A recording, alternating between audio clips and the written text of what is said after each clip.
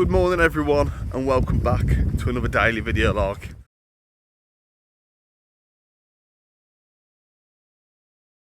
Today, I'm not really sure what we're doing again. I think we're going to go to the gym later on. But just wanted to give you a quick update. Because obviously I said I'm going to be open and honest with everything I do. The wife last night put a post up on one of these Facebook pages, like a military wife page, like looking for advice regarding like medical discharge for the husband. And pretty much near enough every single person commenting is saying how back in the day getting a medical discharge was like a saving grace, but now it's not. People aren't getting paid near enough, hardly anything. They get pretty much everything's set in a tier list, like tier 1 being the lowest. And we spoke to a woman last night whose husband got paralysed at work, well, paralysed in one leg at work, and he's on the lowest tier. All I've done is injure my shoulder and they're getting rid of me. So I'm on tier 1 and he's got hardly any money paid out for him as well. So yeah, I'm panicking a little bit. Obviously I've got time till I finish, but I haven't got a proper time scale of when, like, I'm actually out of the military. Like, I haven't got that date yet, so I can't really plan or, I don't know, man, I don't know. We're even looking at council housing now and social housing, just to get where we like sort of want to be, which sounds weird, but so like if we hit social housing up in Scotland, either Moray or Fife or East Leviathan or things like that, at least we're then up there. In my head it makes sense, but hopefully I do get decent payout and I can like have a deposit for a house or whatever, but only time will tell. By the way, this aloe vera drink, banging, you know. So, the last clip you seen was me literally talking about getting social housing and council housing and all that crap up in Scotland. Since then, I've had a phone call from my camp, from one of the medical officers, ring me up, saying, we've got the notes from your medical board from down south, it's came back to us, we just want to go through them and see if we can change a few things. Is that okay? Fine, that's fine. Obviously, I'm still in my head that I'm getting discharged, which is completely fine. And then she was like, okay, well, it took you this long to get your scan, yeah. It took you this long to get surgery, yeah. And you've only done this amount of physio. I'm not, that's correct, yeah. So how long did your surgeon say it will take you to get back to full fitness? I was like, about 8 to 9 months, like, intensive physio. I've had, like, six months physio, and I am getting there. I am getting better.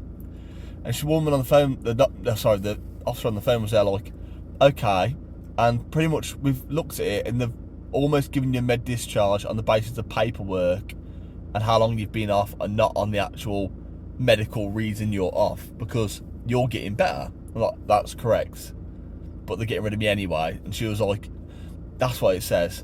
But then she was like, have you ever thought about contesting the result of your med discharge? I didn't know I could contest it once it had reached that point. I thought it was just, you're done. Like, wait out and we'll see what happens. She was like, no, you can definitely contest. And the thing is with you, because I'm under physio and I'm getting better and I'm going to the gym and getting better and I'm getting more movement in my shoulder.